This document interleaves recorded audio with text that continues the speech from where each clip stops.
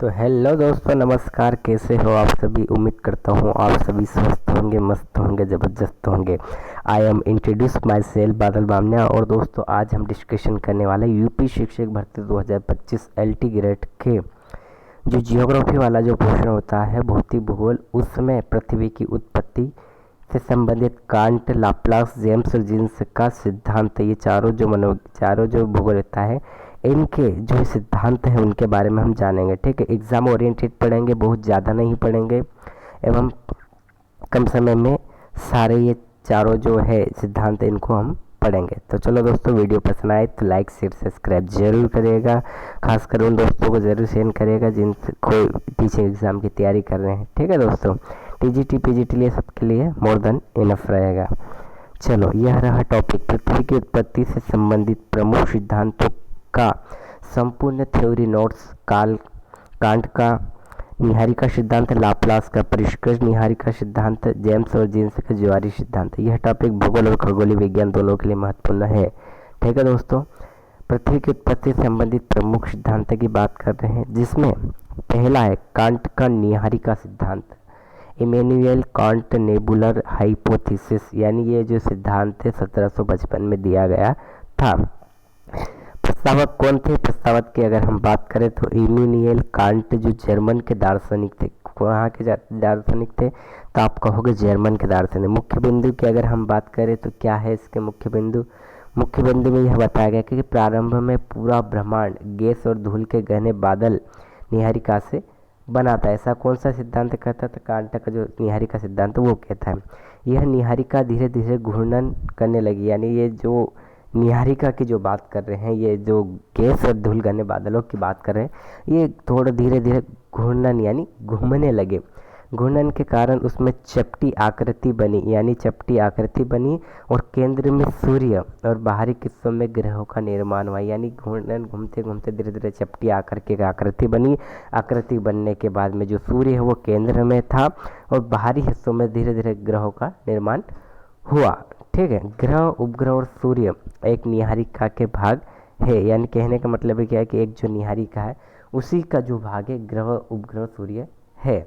अब बात करते हैं इसकी विशेषता क्या है इस सिद्धांत की। तो यह पहला वैज्ञानिक दृष्टिकोण था, यानी जो देखने का जो तरीका था, जो दृष्टिकोण की अगर बात करें तो पहला वैज्ञानिक दृष्टिकोण था। इसने ग्रह और सूर्य के समान उत्पत्ति को बताया। यानी जो ग्रह और उत्पत्ति को एक समान आकार या समान आकार से इनकी उत्पत्ति के बारे में बताया। अब बात करते हैं इसकी सीमाएं क्या है। सिद्धांत की सीमा की बात करते हैं। इसने गुरुत्वाकर्षण बल और कोणीय संवेग यानी एंगुलर मोमेंटम के असंतुलन को नहीं समझा। यानी जो गुरुत्वाकर्षण बल है और कोणीय संवेग के बारे में इस सिद्धांत ने नहीं बताया। ठीक है, इस बात का भी ध्यान रखना दोस्तों। बात करते हैं दूसरे सिद्धांत की, लाप्लास का परिष्कृत निहारिका सिद्धांत, यानी लाप्लास नेबुलर हाइपोथेसिस। यानी ये जो सिद्धांत कब दिया गया था? तो आप बोलोगे 1796 में। इसको प्रस्तावक किसने किया था इस सिद्धांतों का? तो पीरे साइमन लाप्लास, यानी जो फ्रांसीसी के गणितज्ञ थे। कहाँ के थे ये? फ्रांस के गणितज्ञ थे। देने वाला कौन था? पीरे साइमन लाप्लास। बात करते हैं सिद्धांत की मुख्य बिंदु की। तो मुख्य बिंदु की बात करेंगे जिसमें क्या बताया गया है। तो इस मुख्य बिंदु में ये बताया गया है कि लाप्लास ने कांट के सिद्धांतों को वैज्ञानिक रूप दिया। यानी जो ये लाप्लास जी थे, इन्होंने कांट के जो सिद्धांत उसको एक वैज्ञानिक मान्यता दी है। उनके अनुसार प्रारंभ में सूर्य जैसे गर्म घूर्णनशील गैसीय पिंड से बाहरी छल्ले अलग होकर ग्रह बने। यानी जो बात कर रहे हैं इनके अनुसार कि जो सूर्य जो गर्म और घूर्णनशील जो प्रक्रिया थी, जो गैसीय पिंड थे, उनसे बाहरी छल्ले अलग होकर ग्रह बने। प्रत्येक छल्ला ठंडा होकर ग्रह बना और ग्रहों से उनके उपग्रह भी बने। यानी जो छल्ले के आकार की जो आकृति ठंडा होकर ग्रह का निर्माण हुआ। ग्रह के बाद अगर हम बात करें तो उनके उपग्रह भी बने। सूर्य केंद्र में बचा रह गया। यानी जो सूर्य था वो केंद्र में रहेगा और बाकी जो छल्लों के आकार से ग्रह और उपग्रह का निर्माण हुआ। ऐसा ये सिद्धांत कहता है। बात करते हैं इस सिद्धांत की विशेषता की, क्या महत्वपूर्ण विशेषता है बात करते हैं। ठीक है, पहली विशेषता ये बताई है कि इसने ग्रहों के घूर्णन दिशा और समतल कक्षाओं को समझा। यानी जो घूर्णन दिशा है ग्रहों की और जो समतली जो कक्षा है उसके बारे में इस सिद्धांत ने बताया। सौरमंडल के बनने की एक सुसंगत प्रक्रिया दी। यानी जो सौरमंडल के बनने की एक जो प्रक्रिया है, एक जो सुसंगत प्रक्रिया स्टेप बाय स्टेप, उस प्रक्रिया के बारे में बताया। अब बात करते हैं इसकी सीमाएं की आलोचना की तो क्या है, तो बात करते हैं कोणीय संवेग वितरण का उत्तर नहीं दिया, यानी जो कोणीय जो संवेग वितरण का बात करते हैं इस सिद्धांत ने नहीं बताया। सूर्य के पास द्रव्यमान तो अधिक है लेकिन घूर्णन गति ग्रहों की अपेक्षा बहुत कम है, ऐसा ये सिद्धांत कहता है। बात करते हैं गैस छल्लों की स्थिरता पर सवाल, गैस छल्लों की स्थिरता पर सवाल उठा, इसके बारे में भी नहीं बताया। ठीक है, बात करते हैं ज्वारी सिद्धांत यानी टीडल हाइपोथेसिस, जो जेम्स जीन्स और जेफरीज ने दी थी। बात करते हैं इसके प्रस्तावक के सिद्धांत की किसने दी, तो आप बात करते हैं सर जेम्स जीन्स और हैरोल्ड जेफरीज ने कौन सा सिद्धांत दिया था, तो आप बोलोगे ज्वारी सिद्धांत दिया था। ठीक है, कब दिया गया था, तो आप बोलोगे 1917 से 1925 के बीच में ये सिद्धांत दिया गया था। आइए इस सिद्धांत के मुख्य बिंदु कौन से हैं, तो आप बोलोगे इस सिद्धांत का मुख्य बिंदु यह है कि एक बड़ा तारा सूर्य के पास से गुजरा, ऐसा कौन कहता है, ये सिद्धांत कहता है। गुरुत्वीय खिंचाव यानी टीडन पुल से सूर्य से पदार्थ निकलकर लंबे ज्वारीय सिरे यानी फिलामेंट्स के रूप में अलग हो गए हैं। बात करते हैं यही ज्वारीय पदार्थ ग्रहों से बदल गया, यानी जो ये पदार्थ थे इसी में ग्रह में वो बदल गया। सूर्य और ग्रहों की अलग अलग उत्पत्ति मानी गई, यानी ये सिद्धांत बताता है कि सूर्य और ग्रहों की अलग अलग उत्पत्ति मानी गई। आइए अब जानते हैं इसकी विशेषता क्या है। ग्रह और सूर्य के भिन्न घनत्व को स्पष्ट किया गया है। किस सिद्धांत ने ग्रह और सूर्य के भिन्न घनत्व को स्पष्ट किया गया, तो आप कहोगे आपका राइट आंसर हो जाएगा, सिद्धांत का नाम है ज्वारी सिद्धांत। ठीक है, बात करते हैं ग्रहों के असमान द्रव्यमान और दूरी को उत्तर देने का प्रयास किया गया। बात करते हैं इनकी सीमाएं आलोचना की, तो इसमें यह बताया गया कि पास से तारा आने की संभावना बहुत कम है, पदार्थ ग्रह बनने के लिए पर्याप्त नहीं था, और ज्वारीय पदार्थ की संघनन शक्ति कोडेंसेशन एंड कैपेसिटी पर संदेह है। ठीक है, बात करते हैं इसके निष्कर्ष कंक्लूजन की, यानी जो सिद्धांत तीनों है उनके क्या क्या सिद्धांत है, किसने प्रस्तावित किया गया, विशेषता क्या है और सीमाएं क्या है। ठीक है, चारों एक ही ब्रेक में सारे समझ जाएंगे अपन। कांट का जो निहारिका सिद्धांत है उसको किसने प्रस्तावित किया, तो इमैनुएल एल कांट ने। विशेषता क्या थी, तो ग्रह और सूर्य के एक निहारिका से। ठीक है, और सीमाएं के संवेग का उत्तर नहीं दिया गया।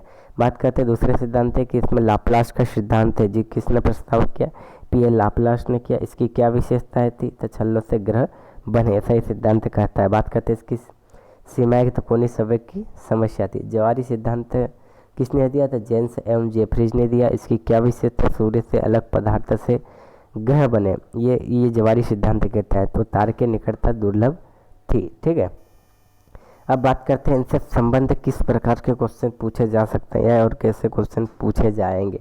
ठीक है, 10 फॉर्मेट में हम अलग अलग पैटर्न के एमसीक्यूज लाए हैं, ठीक जैसे एग्जाम में पूछे जाते हैं। ठीक है, तो अब देखते हैं किस तरह के क्वेश्चन पूछे जा सकते हैं। प्रश्न क्रमांक 1, प्रश्न क्रमांक 1 आपसे यह पूछ रहा है कि असस रीजनिंग में ज्वारी सिद्धांत के अनुसार ग्रह सूर्य से अलग हुए पदार्थ से बने हैं या एक तारे के निकट आने से सूर्य का पदार्थ गुरुत्व खिंचाव से अलग हो गया। ए आर दोनों सही हैं, ये ए आर दो की सही व्याख्या करता है। ऑप्शन बी ए आर दोनों सही है लेकिन ए आर की सही व्याख्या नहीं करता है।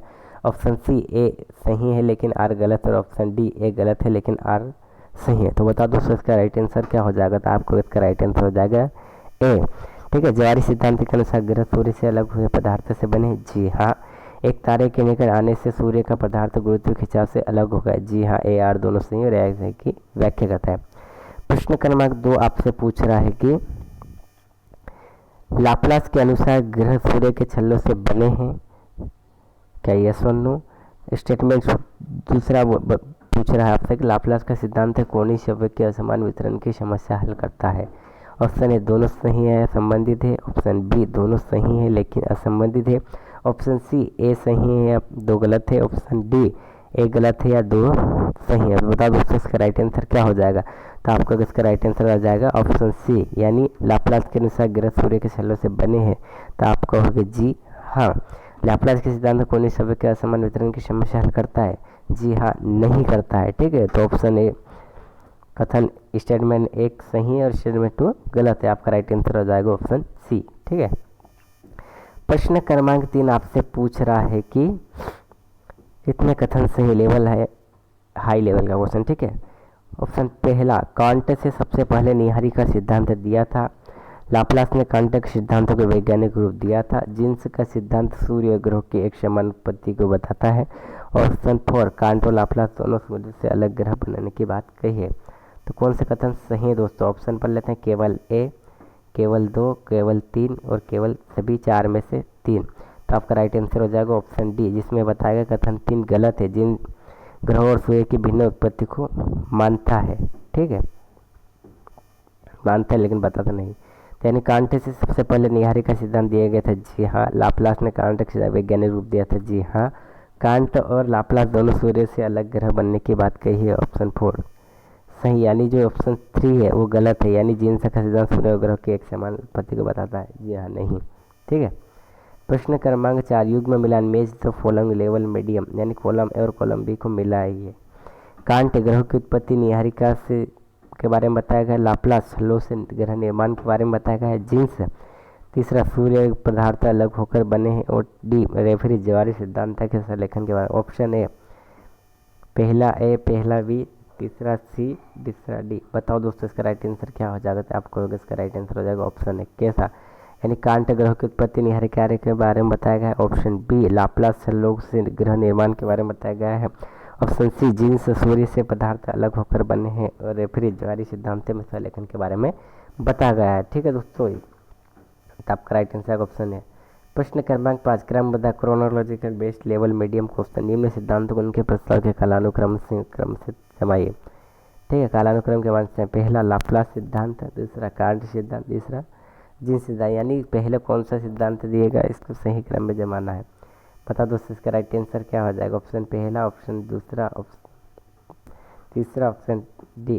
तो बताओ दोस्तों इसका राइट आंसर क्या हो जाएगा? तो आपको इसका राइट आंसर ऑप्शन है, यानी सबसे पहले कौन सा सिद्धांत दिया गया था? तो आपने कहा दूसरा, कांट का सिद्धांत दिया। कांट के सिद्धांत के बारे में कौन सा सिद्धांत दिया गया था?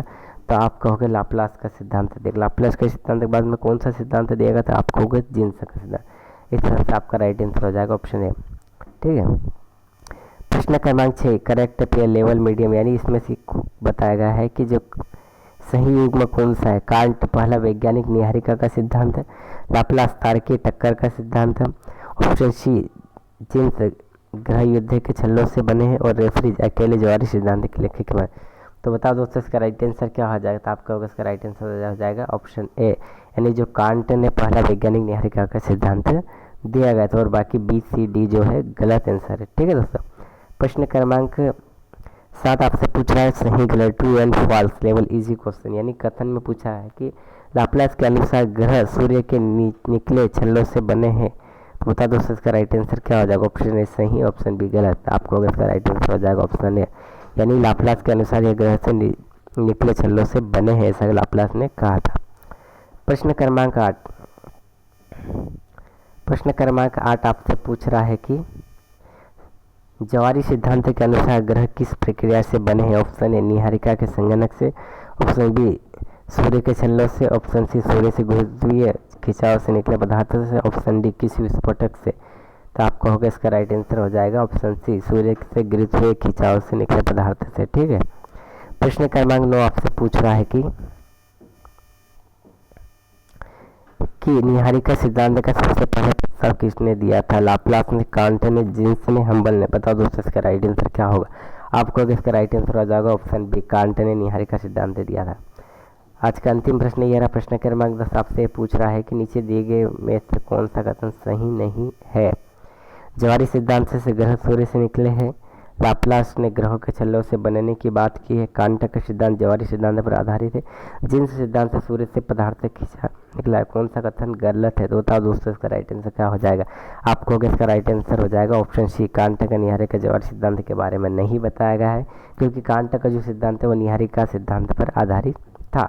ठीक है दोस्तों, आज का ये वीडियो यहीं समाप्त होता है। वीडियो पसंद आए लाइक शेयर सब्सक्राइब जरूर करिएगा, बेल आइकन प्रेस जरूर करिएगा। जितने भी वीडियो अपडेटेड आने वाले हैं सारी टीचिंग एग्जाम के, वो आपको इस चैनल पर मिल जाएंगे। ठीक है दोस्तों, वीडियो देखने के लिए धन्यवाद, थैंक्स फॉर वॉचिंग। ठीक है, मिलते हैं नेक्स्ट वीडियो में। और अभी एक ही बार में ये वीडियो समझ में नहीं आएगा। अब अगर आप चाहते हैं तो इन वीडियो को 2 से 3 बार देखिएगा। अगर आप चाहें तो नोट्स भी बना सकते हैं और बार बार रिवीजन करने के बाद में ये एमसीक्यू एंड थ्योरी आपको समझ में आएगी, एक बार में ये समझ में नहीं आएगा। ठीक है दोस्तों, मिलते हैं नेक्स्ट वीडियो में। धन्यवाद।